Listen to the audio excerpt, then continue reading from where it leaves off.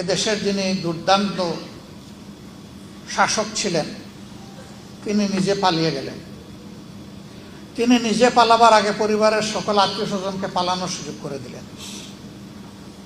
এবং তিনি যখন পালিয়ে গেলেন, এত দুর্ভাগা জাতীয় মসজিদের ক্ষতি পর্যন্ত ফেলাইলেন। তার মন্ত্রী পরিষদের সদস্যরা খালে বিলে পালানোর চেষ্টা করলেন।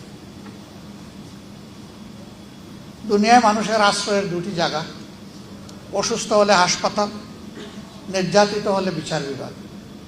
সেই বিচার বিভাগের সর্বোচ্চ স্তর হচ্ছে আপিলের ডিভিশন। সেই ডিভিশনের একজন বিচারপতি পালাতে গিয়ে কলাপাতার উপরে ঘুমালেন।